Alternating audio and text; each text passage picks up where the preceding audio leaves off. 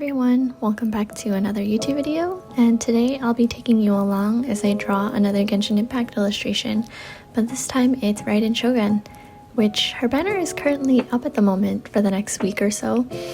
So let me know if you had gotten her during her initial release or finally got her this time. Or maybe you're trying to get consolations. I only have one copy and definitely got a lot of use of her as an electro DPS. And actually, when she first got released at the start of Inazuma, my main objective was to get C6 of Kujo Sara. It was painful how many wishes and how many primo gems I had to use and buy because specific 4 stars are never guaranteed, but you know, it was worth it. But anyways, back to the almighty Shogun. I wanted to do a variation of her usual pose with her katana, but you know, something less suggestive. So I went with this and like the sort of basic S pose and stuck with it. So right now I am just finalizing the line art.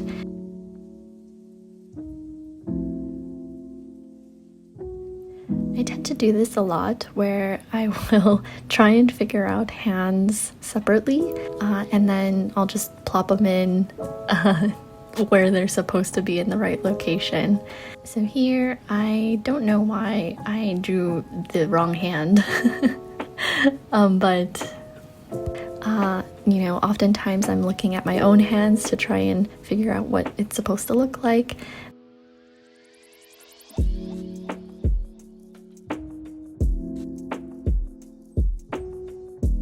And don't mind that really big lobster claw of a hand. Her left hand looked really big. I will eventually fix it later. But you know, as with all Genshin characters, their clothing is super intricate.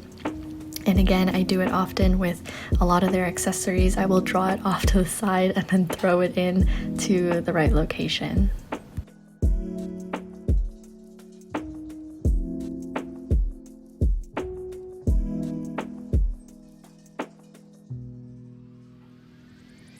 With all the Genshin characters, I've learned to like and enjoy drawing braids. A lot of them have some type of rope on them and a lot of intricate patterns, and so eventually you'll see a lot of the clothing like the obi and a lot of the designs on the kimonos that a lot of the Inazuma characters wear.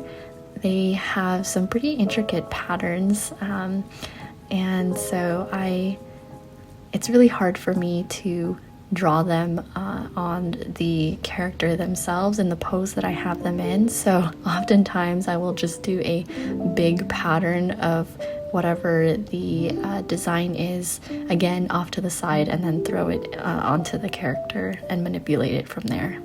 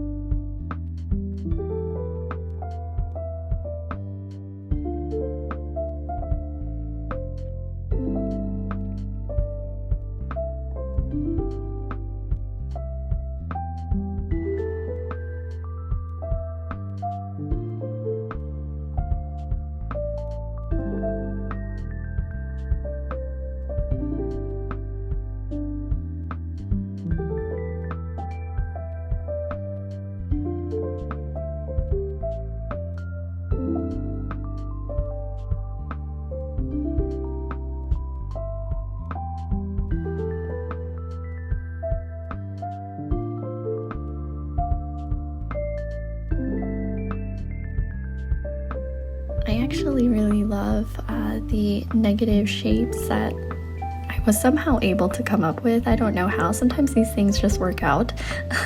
But with her braid sort of swooping in the back, I think earlier I had it on the opposite side, but I think with continuing with the S curve with her body pose. You know, I wanted to keep that same language with her hair.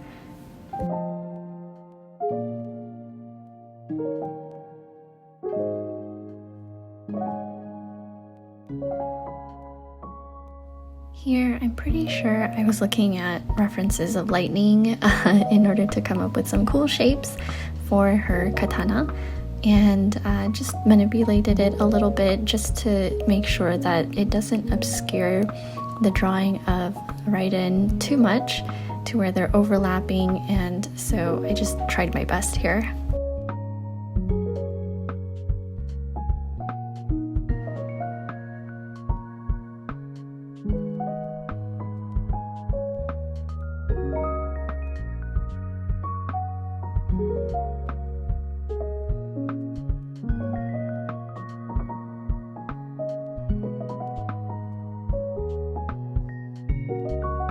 And so I had filled in with the flat colors, and there was just so many because of all the lines that I had drawn, the complicated patterns on her clothes, and so, you know, it just took me a really long time. This whole illustration took me quite a long time to finish.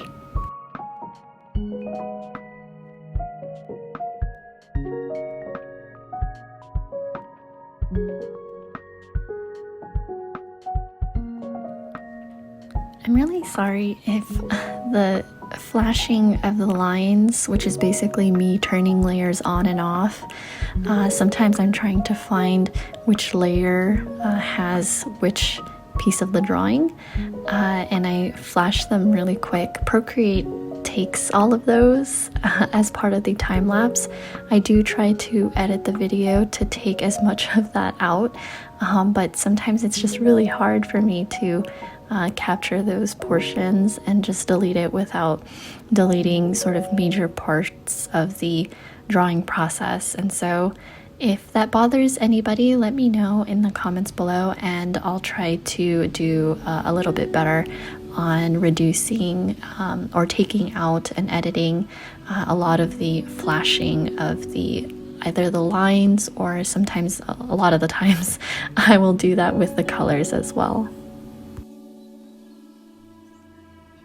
Along with enjoying drawing and rendering braids and ropes that a lot of the characters have in their clothing designs, the probably tied with that is metal.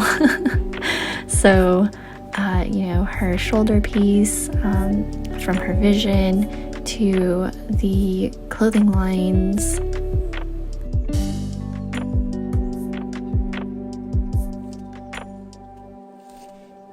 I'm actually pretty proud, and I really like the way that her braid turned out. It's not every day that I'm happy with how hair turns out, but with this particular illustration, I'm pretty satisfied. So the lines take up about half of this video, and the second half is you know, the flat colors as well as the shading. I think I did spend quite a bit of time on trying to do as detailed of a shading as possible. So that's me trying to give a lot of depth to the layers of clothing that she has, and because as you can see, I mean, even in the skirt, there's, you know, 4 to 5 layers, you know, in there, and so I try to put some shadow under there just to have things pop a little bit more, kind of like a drop shadow, and some larger airbrushed shadows to give things a little bit more form.